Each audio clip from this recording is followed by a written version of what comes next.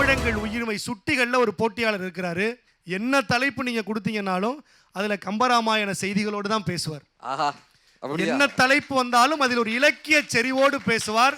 அப்படி ஒரு போட்டியாளரை இப்போது இந்த மேடைக்கு அழைக்கிறோம். அடுத்ததாக வருகிற அந்த செந்தமிழ் செல்லம் ருத்ரன், வாங்க.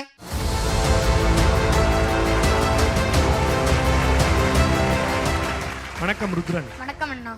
திருக்குறள் சுற்றுல என்ன குறள் எடுத்து பேச இருக்கிறார் அப்படிங்கறத கேட்கலாம். என்ன குறள்? அதிகாரம் குறிப்பறிதல். குறள் கூறாமை நோக்க குறிப்பறிவான் எஞ்ஞான்றும் மாறா நீர் வையக்கனி. இந்த திருக்குறளில் ருத்ரன் நிச்சயமாக நாம் எதிர்பார்க்கிற எல்லாவற்றையும் நிறைவு செய்து தருவார் என்கிற நம்பிக்கையோடு கைத்தட்டி வாழ்த்தி ருத்ரனை பேச அழைக்கிறோம். சிறப்பா பேசுங்க. வாழ்த்துக்கள். நன்றி அண்ணா. அனைவருக்கும் இனிய வணக்கம். அவதார புருஷனான வாமனனே இந்த உலகத்தை 3 அடியில் தான் அளர்ந்தார். ஆனால் நம் திருவள்ளுவர் 2 அடியிலேயே இந்த உலகத்தை அளர்ந்து விட்டார். ராமாயண காவியத்தில் குறிப்பறிந்து பேசும் வைபவங்கள் ஏராளம். அதில் ஒரு சில மணித்துளிகள் பரதன் ராமனை சித்திரக்கூட்டத்தில் சந்திக்கும் பொழுது பரதனின் நிலையை அறிந்த ராமர் பரதனை தன் மடியிலே உட்கார வைத்து நெற்றியிலே முத்தமிட்டதாக இருக்கட்டும். ஹனுமான் இலங்கை சீதையை சந்திக்கும் பொழுது சீதை யாரென்றே தெரியாத ஹனுமான் சீதையின் உடல் மொழியை வைத்து இவள்தான் சீதை என்று ஹனுமான் கண்டுபிடித்ததாக இருக்கட்டும். சீதை ஹனுமானை முதலில் சந்திக்கும் பொழுது ஹனுமான் ராமரின் கணையாழி மோதிரத்தை சீதையிடம் கொடுத்த பொழுது சீதை இவர்தான் ராமரின் தூதுவனாக இருக்க வேண்டும் என்று சீதை உணர்ந்ததாக இருக்கட்டும். ராவணன் சீதையை லங்கையில் அபகரித்து வைத்திருக்கும் பொழுது ராவணனின் அழிவை அன்றே அறிந்த மண்டோதரியாக இருக்கட்டும். விபீஷணன் ராமனிடம் சரணாகதி அடைய வரும்பொழுது யாரும் விபீஷணனை ஏற்றுக்கொள்ளவில்லை. ஆனால் ராமர் மட்டும் தான் விபீஷணனின் நிலையை அறிந்து விபீஷணனை ஏற்றுக்கொண்டதாக இருக்கட்டும். நம் அனைவருக்கும் தெரிந்த அன்னரும் நோக்கினார் அவளும் நோக்கினாள் என்ற அந்த வைபவமாக இருக்கட்டும். இப்படி ராமாயண காவியத்தில் குறிப்பறிந்து பேசும் வைபவங்கள் ஏராளம். அதில் ஒரு சுவாரஸ்யமான வைபவத்தை நான் உங்களுக்கு நினைவூட்ட விரும்புகிறேன். ராமரும் லக்ஷ்மணனும் சீதையை துளைத்த பிறகு ரிஷ்யமுகம்ங்கிற மலையை நோக்கி சென்று கொண்டிருக்கிறார்கள். அப்பொழுது ஹனுமான் ராமரையும் லக்ஷ்மணர்களையும் முதலில் சந்திக்கிறார். அப்பொழுது ஹனுமான் தன்னை அறிமுகப்படுத்திக் கொள்கிறார். என் பெயர் ஹனுமான், நான் சுக்ரீவனுடைய மந்திரி, நான் ஒரு குரங்கு என்று. அப்பொழுது ராமர் லக்ஷ்மணனை பார்த்து திரும்பி கூறுகிறார், பார்த்தாயா லக்ஷ்மணனா, எதற்கேன் என்று ஹனுமான் எப்படி பேசியிருக்கிறான் பார், அவனின் பேச்சை பார். லக்ஷ்மணனுக்கு எதுவும் புரியவில்லை. என்ன, ஹனுமான் என் பெயர் ஹனுமான், நான் சுக்ரீவனுடைய மந்திரி, நான் ஒரு குரங்கு என்று இவ்வளவுதானே கூறினார். அதற்கு ராமர் ஹனுமானை இவ்வளவு புகழ்கிறார் என்று லக்ஷ்மணனுக்கு எதுவும் புரியவில்லை. அப்பொழுது ஹனுமான் ராமரை பார்த்தார். ராமர் பஞ்சகச்சம் கட்டி கொண்டிருக்கிறார். ஆனால் பஞ்சகச்சத்தில் ஒரு சிக்கல். பஞ்சகச்சம் பிரம்மச்சரிய ஆசிரமத்தில் இருந்து சமாவர்த்தனமான குழந்தை கூட பஞ்சகச்சம் கட்டிக்கலாம்.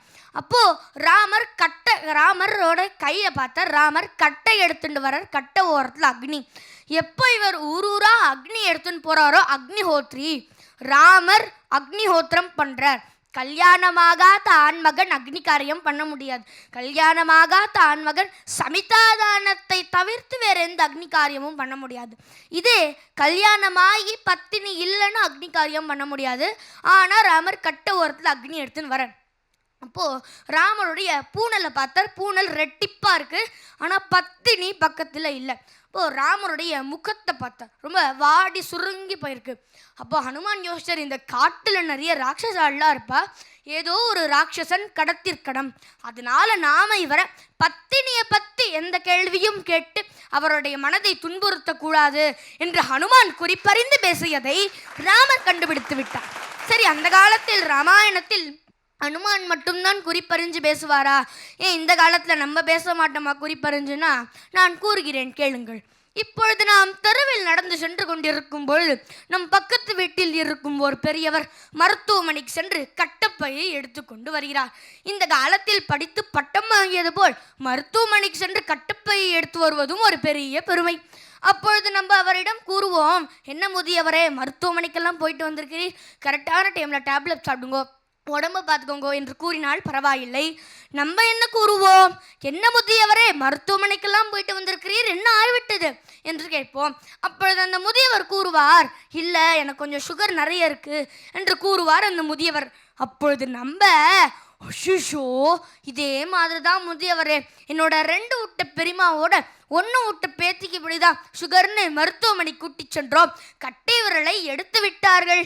பார்த்து முதியவரே, உங்களோட கட்டை விரலையும் எடுத்து விட போகிறார்கள். அதுவரை அந்த முதியவரின் சுகர் பார்டர்ல தான் இருந்திருக்கும்.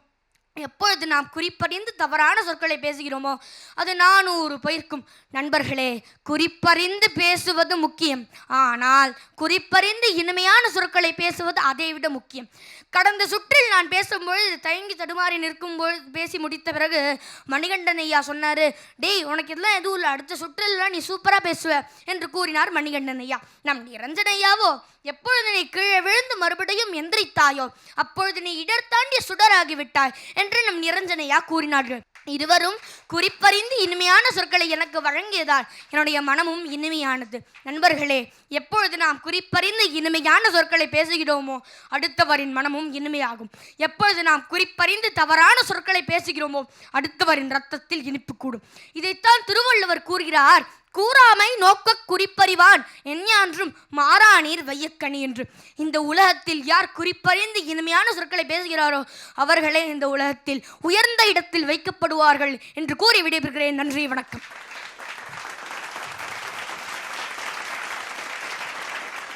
ருத்ரன், நாம் எதிர்பார்த்த விடயங்களை எல்லாம் அவருடைய பேச்சில் அவர் தருவாருங்கிற நம்பிக்கையோடு பேச கூப்பிட்டோம். நம்பிக்கையை பூர்த்தி செய்கிற மாதிரி பேசிய ருத்ரனுக்கு ஒரு உற்சாகமான கைத்தட்டு, பாராட்டு. உங்கள் பேச்சை தொடர்ந்து பல சுற்றுகளாக அன்பிற்கினிய அண்ணன் நிரஞ்சன் பாரதி அவர்கள் கேட்டு ரசித்து மகிழ்ந்து தட்டி கொடுக்க வேண்டிய இடங்களில் தட்டி கொடுத்து, தட்டி கேட்க வேண்டிய நேரங்களில் தட்டி கேட்டு பாராட்டியவர். அவரையும் தன் பேச்சில் இணைத்திருக்கிற தம்பிக்கு ஒரு உற்சாகமான வாழ்த்து. அப்போ முதல்ல நம்ம அவர்கிட்ட தான் கருத்து கேட்கணும். முதலில் அன்பிற்கினிய அண்ணன் கவிஞர் நிரஞ்சன் பாரதி அவர்கள்.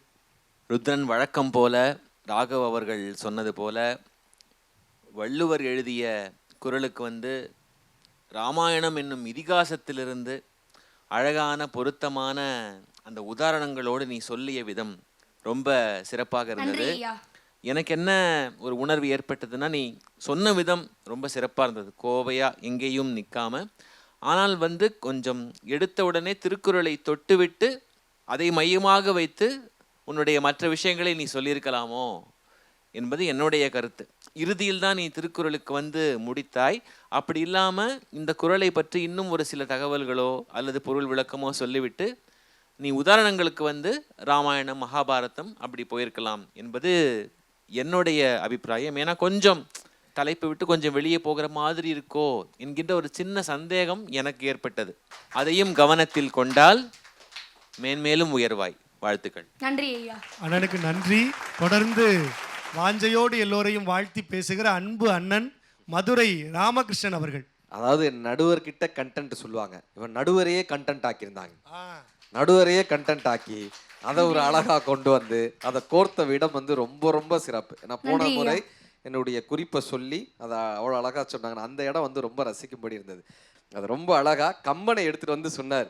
கண்ணதாசன் ஐயா தான் சொன்னாங்க, 10,000 பாட்டை முத்தாக தந்ததொரு சத்தான கம்பனு கீடு இன்னும் வித்தாகவில்லை என்று பாடு, காலம் என்னும் ஆளியிலும் காற்றுமலை ஊழியிலும் சாகாது கம்பன் அவன் பாட்டு, இது தலைமுறைக்கு எழுதி வைத்த சீட்டுன்னு.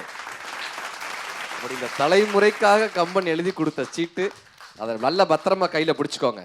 சரியா? சிறப்பு. வாழ்த்துக்கள்ப்பா. வாழ்த்து. அண்ணனுக்கு நன்றி.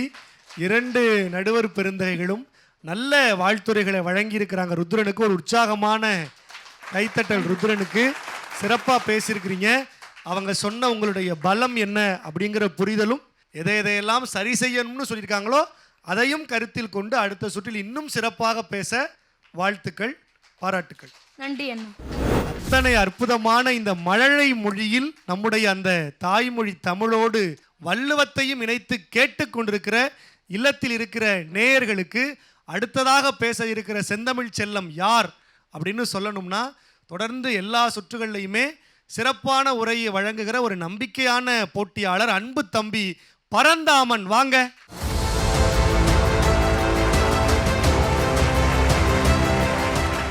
வணக்கம் பரந்தாமன். வணக்கம் அண்ணா. பரந்தாமன் வந்து ரொம்ப ஒரு வித்தியாசமான ஒரு உடல் மொழி, ஒரு நல்ல அறிவார்ந்த செறிவார்ந்த கருத்துக்களோடு பேசக்கூடிய ஒரு தம்பி. இன்றைக்கு அவர் என்ன குரலோடு வந்திருக்கிறார் அப்படிங்கிறத கேட்கலாம்.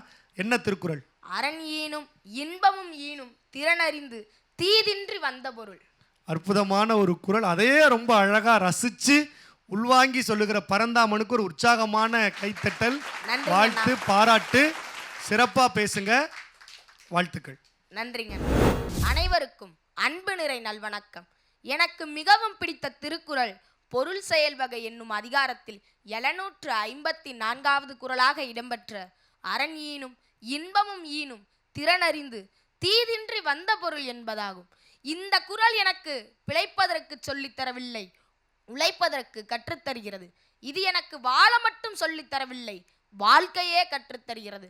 அறம், பொருள், இன்பம் எனும் முப்பால் பேர்களும் ஒரே குறட்பாவில் இடம்பெற்ற ஒரே ஒரு குறட்பாவும் இதுதான் என்பது இந்த குறட்பாவிற்கே உரிய இன்னொரு தனிச்சிறப்பு.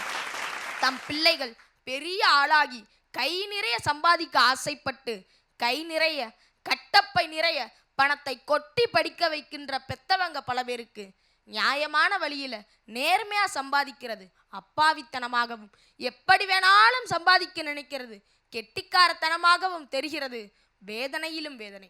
பொருளில்லாருக்கு இவ்வுலகம் இல்லைன்னு முப்பால் எழுதிய நம் முப்பாட்டன் வள்ளுவர் தான் தீய வழியில் பொருள் சேர்க்காம திறனறிந்து நேர்மையா சேர்த்த பொருட்செல்வம் என்ற தாய் மூத்த பிள்ளையாய் அறத்தையும் இளைய பிள்ளையாய் இன்பத்தையும் பெற்றுத்தரும்னு இந்த குறட்பாவில் சொல்லுறாரு.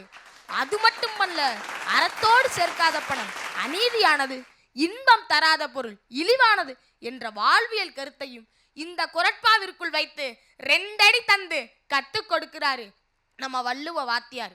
திருட்டு, கொள்ளை, ஊழல், லஞ்சம், பதுக்கல், சுருட்டல்னு ஊரை அடிச்சு உலையில போட்டு வாயில வயிற்றுல அடிச்சு மற்றவங்க வாழ்க்கையே அழிச்சு சேர்த்து வச்ச பாவப்பணம் 10 ரூபாயா இருந்தாலும் சரி, 10,000 கோடி ரூபாயா இருந்தாலும் சரி, அளக்கொண்ட எல்லாமே அளப்போகும்.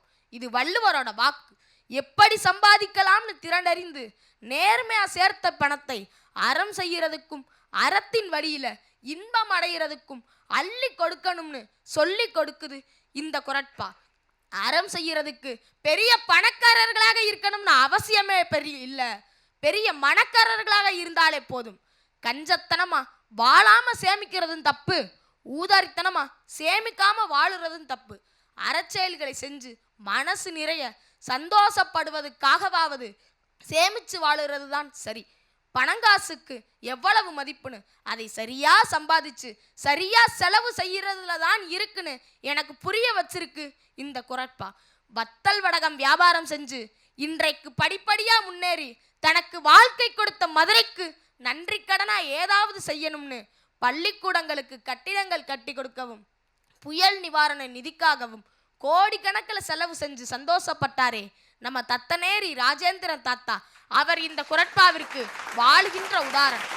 மலேசியாவில் தேயிலை தோட்டம், பர்மாவில் ஈய சுரங்கம், கேரளாவில் துணியாலை, பம்பாயில உணவு விடுதி, கல்கத்தாவில் காப்பீட்டு நிறுவனம்னு திறனறிந்து தீதில்லாம சேர்த்த வருமானத்தை கிள்ளி கொடுக்காம அள்ளி கொடுத்து இந்த குறளின் குரலாய் வாழ்ந்தவர் யார் தெரியுமா? அள்ளி அள்ளி வழங்குதற்கு கையை ஈந்தான், அழகாய் பேசுதற்கு வாயை ஈந்தான், உள்ளமனும் ஒரு பொருளை உரத்துக்கிந்தான், உடம்பினியும் கொடுநோக்கிய ஈந்தான், அந்தோ வெள்ளமன் அவர் நிதியும் வாழு வீடும் வினை முயற்சி அத்தனையும் கல்விக்கு ஈந்தான்னு முடியரசனார் பாடினாரே. அந்த கோடி கொடுத்த கொடைஞன் குடியிருந்த வீடும் கொடுத்த விழிச்செல்லன் வள்ளல் அழகப்பர். இவங்க எல்லாம் சொல்லுறது ஒண்ணுதான். உனக்காகத்தான் வாழுறேன்னு பெத்தவங்க சொல்றதை விட ஒன்னாலத்தான் வாழுறேன்னு மற்றவங்க சொல்ற அளவுக்கு நியாயமா நேர்மையா திறனறிந்து சம்பாதிச்சு அறச்செயல்களை செஞ்சு வாழ்க்கை முழுக்க வழித்துணையா இந்த வள்ளுவ குறட்பா எனக்கு நிச்சயம் இருக்கும். உங்களுக்கும் அப்படிதானே? நன்றி, வணக்கம்.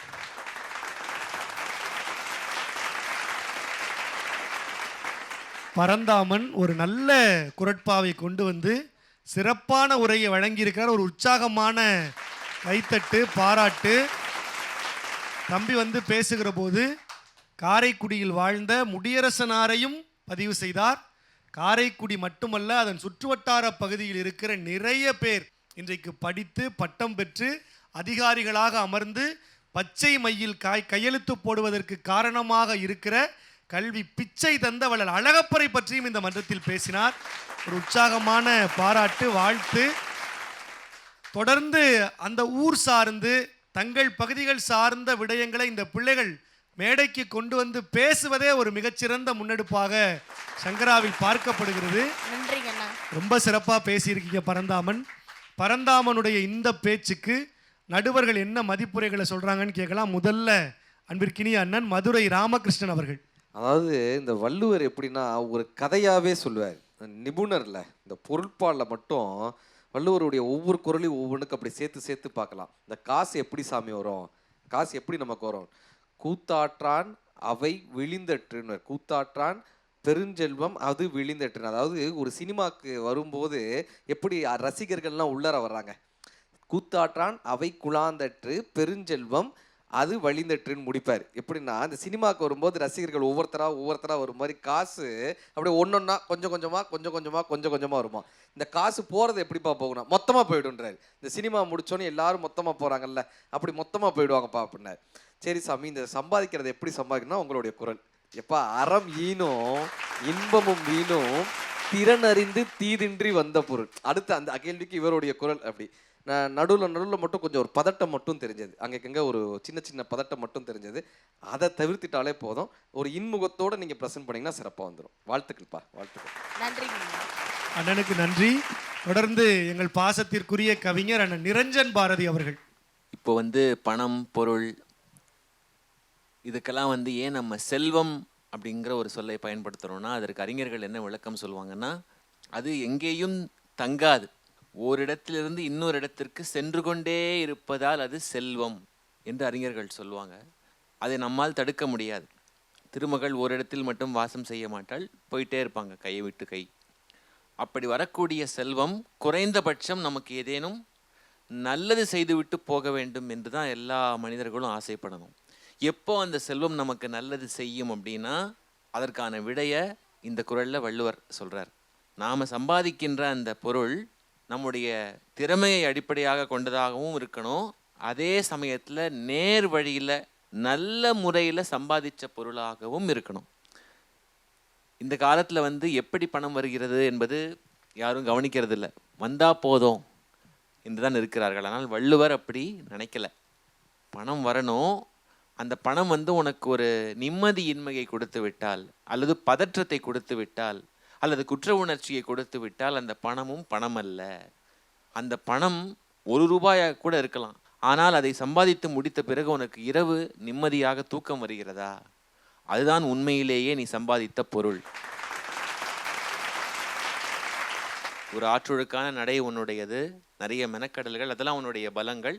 அதோடு சேர்த்து அந்த இன்முகம், அந்த பதற்றத்தை குறைத்து, சகஜம்தான் எல்லாருக்கும் வரக்கூடியது தான், அதை கடந்து நீ பீடு நடை போட்டு மேன்மேலும் முன்னேறி செல்ல வேண்டும் என்று வாழ்த்துக்கள். நன்றி அண்ணனுக்கு நன்றி, எங்கள் கவிஞருக்கும் நன்றி. 2 நடுவர்களுமே நல்ல மதிப்புரைகளை வழங்கி இருக்கிறாங்க. இவருடைய குரலுக்கு ஒரு அதிசிறப்பு என்ன அப்படிங்கிறது அவரே தன்னுடைய பேச்சில் பதிவு செய்திருந்தார்.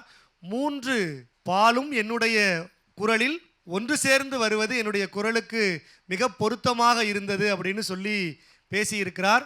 நம்முடைய பிள்ளைகள் இன்றைக்கு அறத்துப்பால், பொருட்பால், இன்பத்துப்பால் 3ஐயும் தொட்டு இன்றைக்கு இந்த மன்றத்தில் பேசியிருக்கிறார்கள். ஒரு உற்சாகமான பாராட்டு, வாழ்த்து. சிறப்பாக பேசி பாராட்டை பெற்றிருக்கிற பரந்தாமனுக்கு உற்சாகமான கைத்தட்டு. அடுத்தடுத்த சுற்றுகளில் சொன்ன அந்த சின்ன விடயங்களையும் கைகளில் ஏந்தி நினைவில் வைத்து சிறப்பாக தயார் செய்து பேச உற்சாகமாக வாழ்த்துகிறோம், பாராட்டுகிறோம். நன்றி. அற்புதமான திருக்குறள் சுற்றுல அடுத்ததாக இந்த மேடையை அலங்கரிக்க இருக்கிற அந்த செந்தமிழ் செல்லம் முகில்மொழியன், வாங்க.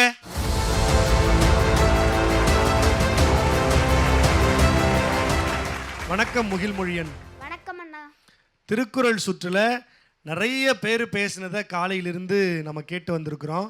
இன்றைக்கு முகில்மொழியன் என்ன குறள் பேச போறீங்க?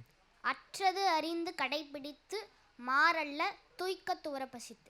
ஒரு வித்தியாசமான ஒரு குறளை கைகளில் ஏந்தி விறுவிறுப்பாக பேச முகில்மொழியன் தயாராக இருக்கிறார். உற்சாகப்படுத்த நாமும் தயாராகவும் சிறப்பா பேசுங்க. வாழ்த்துக்கள். நன்றி அண்ணா.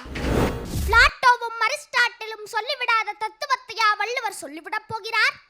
காரல் மார்க்ஸ் தன்னுடைய மூலதனத்தில் பேசாத புரட்சிகளையா வள்ளுவர் பேசிவிடப் போகிறார்?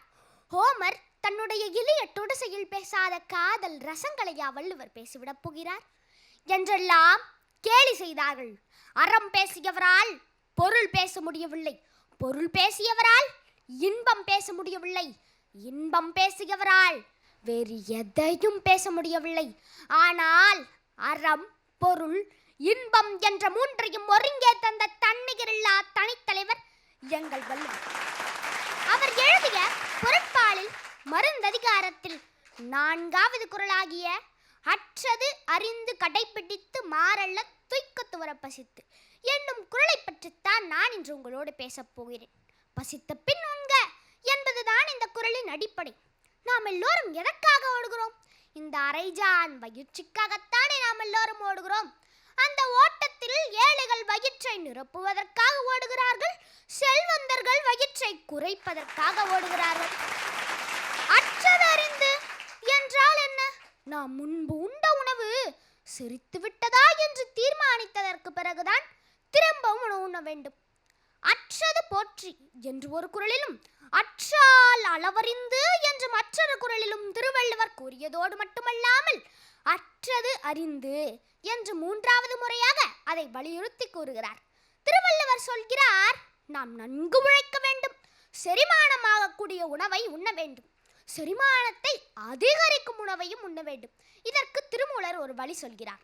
காலையில் இஞ்சி கடும்பகல் சுக்கு, மாலையில் கடுக்காய் மண்டலம் கொண்டிடல், கோலை ஊன்றி குறுகி நடப்பவனும் கோலை வீசி குழாவி நடப்பானே என்று கூறுகிறார் திருமூலர். இதைத்தான் கிராமத்து பக்கங்களில் சொல்வார்கள். சுக்குக்கு மிஞ்சிய மருந்தில்ல, சுப்பிரமணியனுக்கு மிஞ்சிய கடவுளும் இல்லை. அது மட்டுமல்லாமல் கடுக்காய் சாப்பிட்டால் முடுக்காய் வாழலாம் என்றும் கூறுவார்கள். ஆனால் நாம் அப்படியா உணவு உண்கிறோம்? ஆடம்பரத்துக்காக உண்கிறோம், அன்பிற்காக உண்கிறோம், அடுத்தவருக்காக உணவு உண்கிறோம். உணவு வீணாகக்கூடாது என்பதற்காக உணவு உண்கிறோம். காலையில் பிடிக்கிறதோ இல்லையோ, பசிக்கிறதோ இல்லையோ உணவு உண்கிறோம். எதற்காக உண்கிறோம்? ஆட்டோ ஓட்டுநரின் அழைப்புக்கு முன், அம்மாவின் அலுவலக நேரத்துக்கு முன் என்ற காரணங்களினால் உண்கிறோமே தவிர நாம் யாருமே பசித்த பின்பு உணவை உண்பதே இல்லை. நான் பசித்த பின்புதான் உணவு உண்கிறேன் என்று கூறுபவர்களுக்கு சரி. ஆனால் எதை வேண்டுமானாலும் உண்ணலாமா, எவ்வளவு வேண்டுமானாலும் உண்ணலாமா என்று கேட்டால் அதற்கு என் தாத்தா வள்ளுவர் பதில் சொல்கிறார், மாறல்ல என்று. நம் உடம்புக்கு மாறுபாடில்லாத உணவை நாம் உண்ண வேண்டும். மாறுபாடில்லாத உணவு என்றால் நம் உடம்புக்கு ஒவ்வாத உணவுகளை நாம் உண்ணவே கூடாது. நம் உடம்பு 5 பூதங்களால் ஆனது. அண்டத்தில் உள்ளது, பிண்டத்தில் உள்ளது என்பார்கள். ஆனால் அந்த 5 பூதங்களை சமநிலையில் வைத்திருப்பது நம் உணவும் வாழ்வியல் முறையும் தான். ஒவ்வாத உணவுகள் என்று கூறுபவர்களுக்கு என் ஐயன் வள்ளுவர் அழகாக பதில் சொல்கிறார். அதாவது நம் உடம்புக்கு ஒவ்வாத உணவுகள் என்று சில உணவுகள் இருக்கிறது, அது சில நபர்களுக்கு ஒத்துப்போகாது. அதே போல காலத்துக்கு ஒவ்வாத உணவுகள் என்று சில உணவுகள் இருக்கிறது. அதாவது கோடை காலத்தில் உண்ணும் குளிர்ந்த உணவுகளை நாம் குளிர்காலத்தில் உண்ணக்கூடாது. குளிர்காலத்தில் உண்ணும் உடல் சூட்டை ஏற்படுத்தும் உணவுகளை நாம் கோடை காலத்தில் உண்ணவே கூடாது. இது பெரும்பொழுதுகளுக்கு மட்டுமல்ல, காலை மாலை போன்ற சிறும்பொழுதுகளுக்கும் பொருந்தும். அதாவது காலையில் உண்ணும் கீரை, தயிர் போன்றவற்றை நாம் இரவு உண்ணக்கூடாது. இது மட்டுமல்ல, உணவுக்கும் ஒவ்வாத உணவுகள் என்று சில உணவுகள் இருக்கிறது. நெய்யும் தேனும் நமக்கு நல்லதுதான், ஆனால் அந்த இரண்டையும் கலந்து சாப்பிட்டால் அது நஞ்சாகும். கலந்து சாப்பிட்டால் நஞ்சாகாது, அந்த இரண்டையும் சம அளவில் கலந்து சாப்பிட்டால் அது நம் உடம்புக்கு மிகப்பெரிய நஞ்சாகும். நாம் என்ன செய்கிறோம் தெரியுமா? கொட்டும் மழையில் குளிரூட்டப்பட்ட பனிக்கட்டிகளை வாங்கி சாப்பிடுகிறோம். இது மட்டுமல்லாமல் நம் நாட்டில் இருந்து கொண்டு அயல் நாட்டு உணவை வாங்கி சாப்பிடுகிறோமே, இது நியாயமா?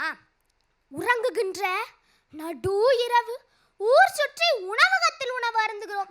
எனவே நண்பர்களே, இதையெல்லாம் தவிர்த்துவிட்டு நல்ல உணவுகளை சாப்பிடுங்கள்.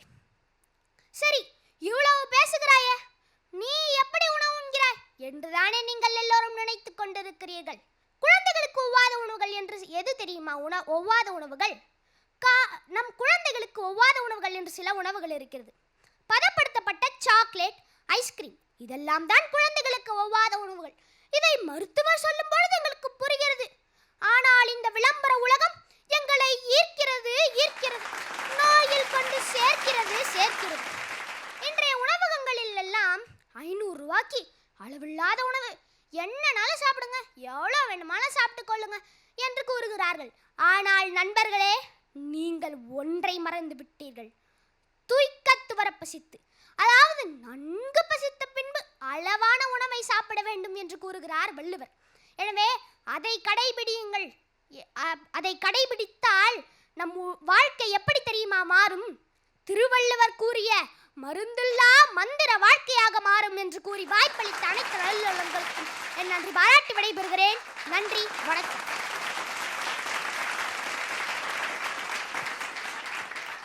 முகில் மொழியன் ரொம்ப சிறப்பாக அழகாக தன்னுடைய கருத்துக்களை இந்த மன்றத்தில் முன்வைத்து பேசியிருக்கிறார். அவர் பேசிய அந்த அற்புதமான இந்த குரல் உரைக்கு நடுவர்கள் என்ன மதிப்புரைகளை வழங்குறாங்க அப்படின்னு கேட்கலாம். முதல்ல அன்பிற்கினிய அண்ணன் கவிஞர் நிரஞ்சன் பாரதி அவர்கள். மருந்தை விருந்தாக படைத்த முகில் மொழியனுக்கு என் அன்பான வாழ்த்துக்கள். உயிருக்கு மட்டும் வள்ளுவர் குரல் எழுதவில்லை, இந்த வயிறுக்கும் குரல் எழுதியிருக்கிறார் என்று ரொம்ப தெளிவாக அழகாக சிறப்பாக இந்த மேடையில் நீ வந்து சொன்ன விதம் மிக மிக பாராட்டிற்குரியது. இது ரொம்ப ஒரு அரிய அதிகாரம், எல்லாருக்கும் இது தெரியாது. இந்த அதிகாரத்தை தேர்ந்தெடுத்து ரொம்ப சிறப்பாக இந்த குரலை பற்றி நீ விளக்கிய விதம் அபாரம். சில திருத்தங்கள் மட்டும் செஞ்சுக்கணும், மற்றபடி எனக்கு எந்த குறையும் தெரியல. ஃப்ளாட்டோ கிடையாது, சரியா? அது ஏன்னா அது இன்னொரு மொழியை சேர்ந்த சொல். அவர் வந்து மேலை நாட்டு பேரறிஞரவர், கிரேக்க நாட்டை சேர்ந்தவர். பிளாட்டோ, இந்த மாதிரி வெளிநாட்டு பெயர்களை நீ சொல்லும்போது அதிலும் நீ உச்சரிப்பு சரியாக இருக்கணும்.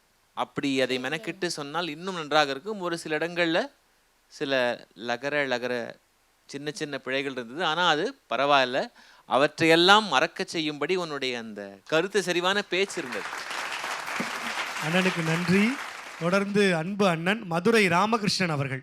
ரொம்ப அழகான முறையில் மேலை நாட்டு அறிஞர்கள் எல்லாம் கோட் பண்ணி காமிச்சிங்க வள்ளுவரை பற்றி சொல்லும்போது. இதெல்லாமே எங்கள் வள்ளுவர் சொல்லியிருக்காரப்பா அப்படின்னு. மகாத்மா காந்திகிட்ட கேட்குறாங்க, எல்லாரும் கத்தியோடையும் பீரங்கியோடையும் துப்பாக்கியோடையும் சண்டை போடும்போது நீங்கள் வெற்றுடம்போட அகிம்சையில் சண்டை போடணும்னு உங்களுக்கு எப்படிங்க தோணுச்சு? மகாத்மா காந்தி சொன்னார், லியோ டால்ஸ்டாய் அவர்கள் எழுதின போரும் அமைதியும்ன்ற புத்தகத்தை படித்த பின்பு எனக்கு அகிம்சை பற்றிய ஒரு எண்ணம் தோன்றியது. லியோ டால்ஸ்டாய் என்ன சொல்கிறாரு, எனக்கு எப்படி தெரியுமா இந்த போரும் அமைதியும்ன்ற புத்தகம் எழுதணும்னு தோணுச்சு?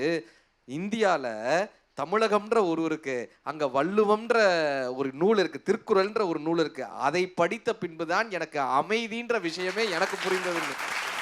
மேலை நாட்டு அறிஞர்களே நம்மளுடைய வள்ளுவரை தான் எடுத்துக்கிட்டாங்க. அப்படி நீங்கள் ரொம்ப அழகாக உடம்பை ஏன் பாதுகாக்கணும், நாங்கள் ஏன் இந்த உடம்பை இப்படி பாதுகாக்கணும், ஏன் உடம்பை பாதுகாக்க சொல்லி அத்தனை அறிஞர்களும் சொன்னாங்க. அருமை தங்க, அருமை, நல்லா பேசுறீங்கய்யா. நல்லா உங்களுடைய பேச்சு போலவே நல்லா வருவீங்க. வாழ்த்துக்கள், வாழ்த்துக்கள், வாழ்த்துக்கள். அருமை, அருமை, அருமை. அண்ணனுக்கு நன்றி. அற்புதமான மதிப்புரைகளை நடுவர்கள் வழங்கி இருக்கிறார்கள்.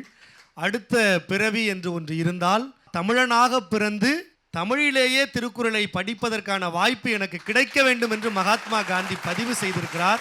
முகில் மொழியன் தான் இத்தனை சிந்தனை மலருவதற்கும் ஒரு கருவியாக இருந்திருக்கிறார். அவருக்கும் ஒரு உற்சாகமான கைத்தட்டல்கள், வாழ்த்துக்கள். நிறைவு வரைக்கும் காத்திருப்போம், என்ன நடக்குதுன்னு பிறகு பார்க்கலாம். வாழ்த்துக்கள். நன்றி. அறத்தோடு பொருளையும் சேர்த்து கொடுத்து இன்பமாயிருங்கள் என்று சொன்ன எங்கள் முப்பாட்டன் வள்ளுவனுடைய இந்த அற்புதமான திருக்குறள் சுற்றில் இந்த மேடையை அலங்கரிக்க வருகிற அந்த செந்தமிழ் செல்லத்தை கைத்தட்டி அழைக்கிறோம். வர்ஷா, வாங்க.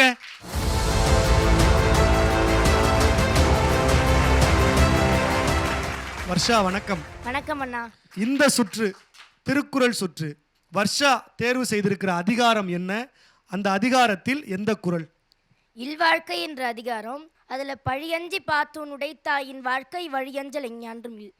இல்வாழ்க்கை அப்படிங்கிற அதிகாரத்தில் இருந்து ஒரு அழகான திருக்குறளை வர்ஷா தேர்வு செய்து இந்த மன்றத்தில் பேச தயாராக இருக்கிறாங்க. இல்லங்களில் இருந்து பார்த்து கொண்டிருக்கிற தமிழங்கள் உயிர்மை சுட்டிகளினுடைய நேயர்கள் கைத்தட்ட மறந்துடாதீங்க. வர்ஷாவினுடைய பேச்சை நாங்களும் கைத்தட்டி தொடங்கி வைக்கிறோம். சிறப்பா பேசுங்க. நன்றி அண்ணா. அனைவருக்கும் வணக்கம்.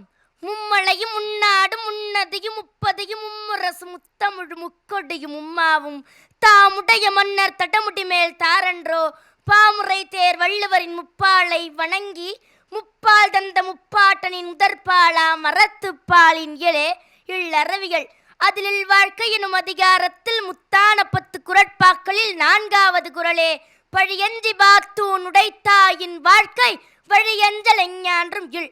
பொருள் சேர்க்கும் பொழுது பழிக்கஞ்சி பொருள் சேர்த்து அதை செலவு செய்யும் பொழுது பகுத்துண்டு வாழ்ந்தால் அவருடைய சந்ததி நின்று போகாமல் தொடரும் என்கிறார். கறந்த பால் மடிப்புகா கடைந்த வெண்ணெய் மோர்புகா உடைந்து போன சங்கின் ஓசை உயிருக்கும் உடல் புகா என்பது போல ஒருவரின் மேல் பழி வந்து விட்டால் அது மறையாது. அதுபோல் பழிக்கஞ்சாமல் பொருளீட்டுபவர்களின் செல்வமும் நிலைக்காது. இந்த உலகமே குடும்பங்களால் ஆனது. இந்த திருக்குறள் ஒரு குடும்பத்திற்காக சொல்லப்பட்டது போல் தெரிந்தாலும் இது ஒட்டுமொத்த உலகிற்கே சொல்லப்பட்டது. பழியஞ்சு பொருளீட்டுபவர்களின் வம்சம் நின்று போகாமல் தொடரும் என்கிறார். ஆனால் பழிக்கஞ்சாமல் பொருளீட்டுபவர்களின் வம்சம் இருக்குமிடமே இல்லாமல் போய்விடும் என்பதை வழியஞ்சல் எஞ்ஞான்று மிள் என்கிறார் வள்ளுவர். இது பொய்யில்லை. ஏனென்றால் இதை கூறுபவர் நம் பொய்யாமொழி புறவல்லவா. ஒருவன் பழியஞ்சி பொருளீட்டியதை பகுத்துண்டால் அவனுடையது மண்குடிசை என்றாலும் அது பொன்குடிசையாக தான் மிளிரும். அங்கே பணத்திற்கு பஞ்சம் இருந்தாலும் பாசத்திற்கு பஞ்சம் இருக்கவே இருக்காது. அவன் தருவது சாதாரண மத்தில் கடைந்த மோராகத்தான் இருக்கும். ஆனால் அது பார்க்கடலில் கடைந்தெடுத்த அமிழ்தம் போல இனிக்கும். இப்படிப்பட்ட வாழ்வை தவறவிடக் கூடாது என்பதற்காக எழுதப்பட்ட திருக்குறள் தான் இது. எங்க வீட்டுக்கு வந்து உணவு கேட்கும் உறவலர்களுக்கு எங்க அம்மா தான் சோறு போடுவார். என்னை விட்டு காசு மட்டும் போடு என்பார். நான் காரணம் கேட்டதற்கு அவர் கூறினார், உன் கையோ சிறிய கை, வந்திருப்பவர்களோ பசியோடு இருப்பார்கள். உன் கையால் போட்டால் அவர்களின் பசி அடங்காது. ஆதலால் இப்பொழுது காசை போட்டு பழகு, பின் பெரியவளானதும் சோறு போடலாம் என்பார். இப்படி பழியஞ்சு பொருளீட்டிய என் தந்தை, அதை பகுத்துண்ட என் தாயாரால் தானே எனக்கும் பிறருக்கு உதவ வேண்டும் என்று தோன்றுகிறது. பழியஞ்சு பொருளீட்டுபவர்கள் வீட்டில் செல்வம் செழித்திருக்கும், நம்மை வரவேற்க உறவுகள் காத்திருக்கும். ஆனால் பழிக்கஞ்சாமல் பொருளீட்டுபவர்கள் வீட்டில் விருந்தோம்பலையும் பேண முடியாது, விருந்தினர்களையும் காண முடியாது. பழியஞ்சு பொருளீட்டுபவர்களின் பிள்ளைகள் எப்படி இருப்பார்கள் என்று தெரியுமா? திருக்கை வழக்கம் எனும் நூலில் கம்பர் கூறுகிறார், மெய்க்கழுவி வந்து விருந்துண்டு மீளுபவர் கை கழுவு நீர் போகும் காவிரியை என்றாராம். ஒரு முறை காவிரியில் வெள்ளம் கரை புரண்டு ஓடுகிறது. காரணம், சடையனின் மரபுணராகிய வேளாளன் வீட்டு விருந்தினர்கள் விருந்துண்டு கை கழுவும் நீரால் என்றாராம். அதை மெய்ப்பிக்க பருக்கையுடன் முதந்து வரும் வாழை இலையையும் சுட்டி காட்டுகிறார். படித்தவர்கள் தானம் செய்வதை கேள்விப்பட்டிருக்கிறோம். ஆனால் அந்த படிப்பையே தானமாக செய்தவர்கள் யார் தெரியுமா? அவர்கள்தான் அண்ணாமலை பல்கலைக்கழகத்தை நிறுவிய அண்ணாமலை செட்டியாரும் காரைக்குடியை கல்விக்குடியாக்கிய அழகப்பரும். இவர்கள் எல்லாம் வழியஞ்சல் இல்லாத வாழ்க்கை பெற காரணம் அவர்கள் பழியஞ்சு பொருளீட்டியதை பகுத்துண்டதால் தானே. இருப்பதை கொடுத்து உதவிய வள்ளல்களின் மத்தியில் தனக்கென இருப்பதையும் சேர்த்தே கொடுத்தவர். கவசமும் குண்டலமும் தரித்திடாத கர்ணன், தேரல்ல ஒரு கார் கூட இல்லாத கர்ணன், அவர் தாங்க நம்ம பாலம் கல்யாண சுந்தரம் ஐயா. அமெரிக்காவில் நூற்றாண்டின் சிறந்த மனிதர் என்று விருது வழங்கப்பட்டு பல கோடி ரூபாயும் பரிசாக பெற்று அதை ஏழை குழந்தைகளின் நலனுக்காகவே கொடுத்து விட்டார். தான் சம்பாதித்த முழுவதையும் அந்த ஏழை குழந்தைகளின் கல்விக்காகவே கொடுத்து விட்டார். அதற்கு காரணம் அவருடைய தாயார் துன்பத்தில் இருப்பவர்களுக்கு உதவி செய், 10ல் 1 பகுதியை தானம் செய்ய கூறியதுதான். அதுதான் நம்ம பாலம் கல்யாண சுந்தரம் ஐயாவையே உருவாக்கியது. கண்டிப்பாக இவரை போன்ற ஒரு பிள்ளைகள் பழியஞ்சு பொருளீட்டி பகுத்துண்டு குடும்பத்திலிருந்து தானே பிறந்து வந்திருக்க முடியும். அலங்கார பொருட்களை வைத்து வீட்டை அலங்கரிப்பவர்களே, இந்த திருக்குறளை வைத்து அலங்கரித்து பாருங்கள், அது இன்னும் அழகாக இருக்கும். நம் வீட்டு உறுப்பினர்களுக்கெல்லாம் ஆதார் அட்டை, ரேஷன் அட்டை போன்ற பல அடையாள அட்டைகள் இருந்தாலும் இதை போன்ற திருக்குறளை நம் அடையாளமாக வைத்து கொண்டால் நம் குடும்பத்தின் அடையாளத்தையும் நம் பரம்பரையின் அடையாளத்தையும் இந்த உலகம் என்றுமே மறக்காது. இந்த திருக்குறளை நினைவூட்ட நான் உங்களுக்கு ஒரு விளையாட்டை சொல்லட்டுமா? அது தாங்க நம்ம பருப்பு கடை விளையாட்டு. இது அப்பாக்கு, இது அம்மாக்கு, இது தாத்தாக்கு, இது பாட்டி பாட்டிக்கு என ஒவ்வொரு விரல்களுக்கும் ஒவ்வொரு உறவுகளை சொல்லி பகிர்ந்துண்டு விளையாடிய விளையாட்டு. அது மட்டுமல்லாமல் மீதமான உணவை கழுவி கழுவி காக்காய்க்கு ஊத்து என்று பல ஜீவராசிகளுக்கும் பகிர்ந்துண்டு விளையாடிய விளையாட்டு.